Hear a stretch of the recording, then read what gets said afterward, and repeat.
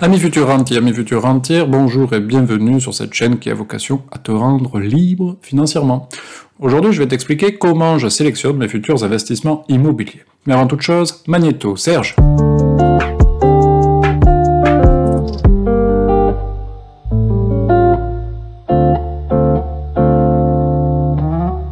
Donc je vais t'avouer aujourd'hui comment je sélectionne mes biens immobiliers.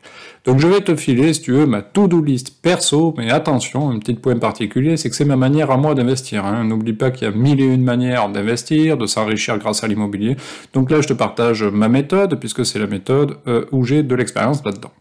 Point important que tu verras au travers de ma méthode, c'est que j'ai pas de temps à perdre. Donc moi, j'achète et je loue. Et de préférence, j'achète un bien déjà loué. Donc mon objectif, c'est que quand je signe l'acte définitif chez le notaire, je veux que ça me rapporte de suite. Maintenant que tu sais ça, voici donc ci-dessous ma méthode de sélection d'appartements. Alors petit préambule déjà, sache que je fais absolument tous mes achats immobiliers via leboncoin.fr qui me permettent de traiter avec des particuliers, avec des professionnels, mais j'ai fait tous mes investissements là-dessus. Alors il y en a qui te disent qu'il y a des sites magiques, tout ça, moi en tout cas, je dirais que Le Bon Coin m'a permis de faire ce que j'avais à faire. Donc premier point, investir maximum, et je dirais maximum de chez maximum, à 2 heures de chez toi. Pourquoi? Pour aller dépanner tes locataires, s'il y a besoin, aller faire des visites, aller faire des états des lieux. En plus, moi par exemple, mon immeuble, tu vois, je me tape le nettoyage des communs, donc j'essaye d'y aller une fois par mois. Tu comprends bien que comme c'est à peu près 1h30 de chez moi, ça me va, ça reste abordable. Tu comprends bien que si c'était à 6 heures, je crois que ça me saoulerait très rapidement. Donc voilà déjà un de mon premiers conseils, c'est investir maximum à 2 heures de chez toi. Deuxième point, investir dans un bien et à un lieu où j'aimerais habiter et être personnellement. Vous entendrez tout le monde vous dire l'emplacement, c'est le plus important dans un bien immobilier. Je suis d'accord avec eux, puisque effectivement quand tu vas acheter un endroit qui va potentiellement se développer, création de trams, création d'infrastructures, création d'emplois, création de maisons, création de crèches, enfin tout ça, bien entendu, ça fait potentiellement un bien immobilier qui va croître. Après, pour moi, c'est l'emplacement aussi, c'est déjà aussi acheter un endroit qui va te plaire à toi et avec tout le confort nécessaire autour. Moi, je dis toujours, il faut toujours investir quand même dans un bien et un lieu où toi, tu aimerais être personnellement. Donc, je te dis n'importe quoi. Par exemple, si je vais visiter un bien, moi, et que la rue, je sais pas, je m'y sens pas bien, elle est trop étroite, ça m'inquiète, j'ai une certaine appréhension quand j'y rentre dedans, voilà, je vais pas te mentir, moi, typiquement, c'est des points qui sont rédhibitoires pour moi.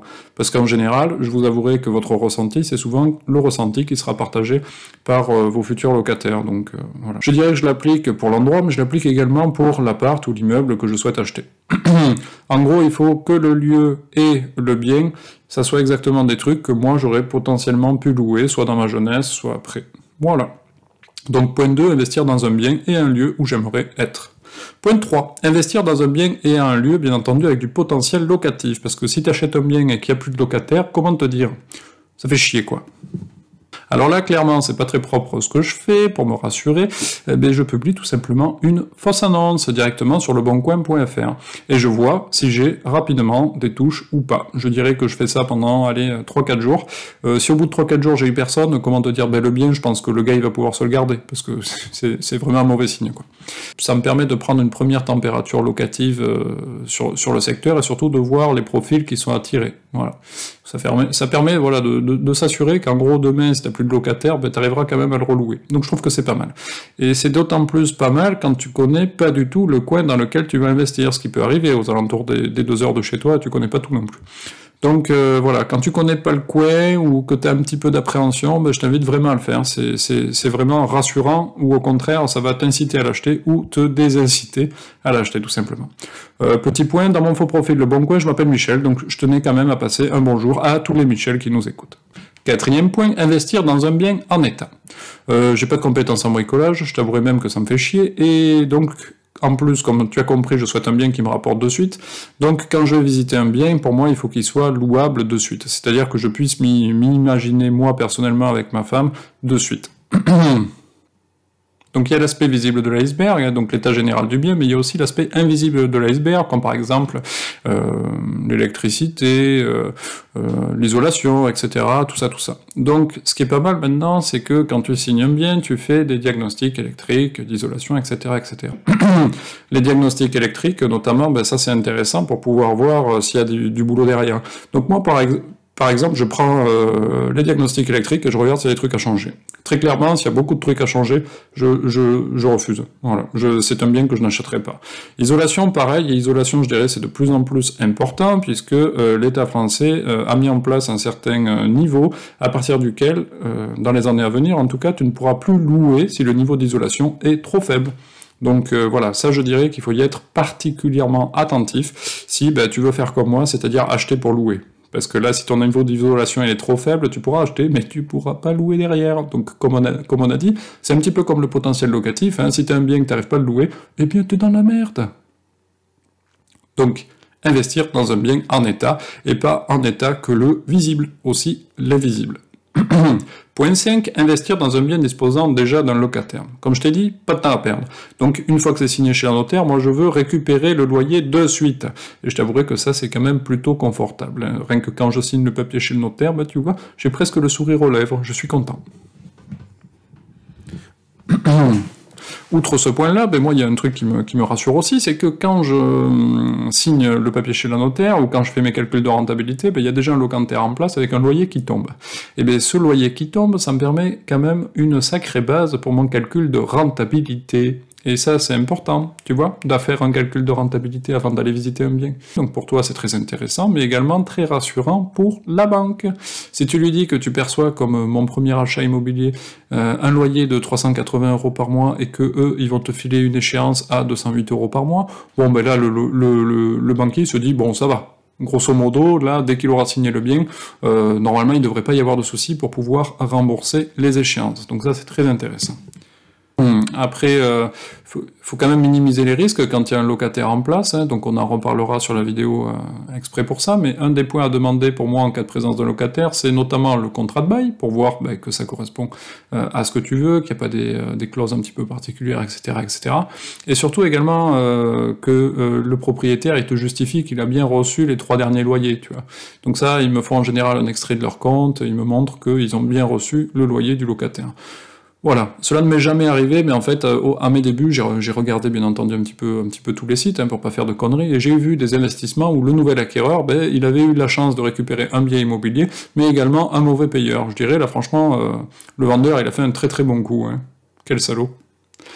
Point 6, investir dans un bien avec un locataire disposant d'un contrat de loueur meublé. Ce point est important puisqu'il va en fait te permettre d'optimiser ta fiscalité. Tu verras dans le calcul de rentabilité que si ta fiscalité elle est mal optimisée, ton investissement immobilier il est plus du tout rentable. Donc je t'invite à transiter, en tout cas au début, par un statut que l'on appelle le LMNP, ou loueur meublé non professionnel, mais ne t'inquiète pas, en tout cas on reprendra ce point en détail quand on effectuera le point relatif à l'optimisation de ta fiscalité. Il faut savoir par contre, juste en préambule, que pour faire du meublé, il y a une liste claire qui est sur le site des impôts, hein, impôts.gouv, qui t'explique concrètement de quoi ton bien a besoin en meubles pour pouvoir effectuer un contrat de location meublé. Donc tu verras que des fois, c'est pas du tout la machine à laver, c'est pas du tout la télé, mais ça va être les assiettes, les petites cuillères, ce genre de conneries. Je fais assez attention à ça parce que je me dis, si pour un contrôle fiscal... ma location meublée que je fais depuis des années, elle est plus applicable, je te dis pas la règle d'impôt que je vais avoir. Donc je peux t'assurer que je fais attention, s'il faut une petite cuillère, mon locataire, il aura sa petite cuillère. Point 7, investir dans un bien rentable financièrement. Pour moi, c'est un point tout simplement capital, puisqu'il va conditionner le fait que tu vas te déplacer ou non pour aller visiter le fameux bien en question. Comme ce point, il sera décortiqué, analysé dans tous les... Comme ce point il va être décortiqué, analysé dans tous les sens dans ma prochaine vidéo, je te propose d'en terminer là pour aujourd'hui. Donc je viens de te partager les 7 points capitaux qu'il te sera nécessaire de t'assurer avant même de perdre le temps d'une visite. Comme tu l'as compris, semaine prochaine on va voir les infos qu'il te faut collecter et comment déterminer la rentabilité d'un investissement immobilier. Pour ne pas la louper, n'oublie pas de t'abonner et d'activer la petite cloche. Je t'invite à me laisser tes commentaires et à me partager ta méthode d'investissement à toi. Citation du jour, je reste dans le même thème avec mon cher Robert Kiyosaki. L'investissement immobilier, même à petite échelle, reste un moyen éprouvé de construire le flux de trésorerie et la richesse d'un individu. À bon entendeur, salut!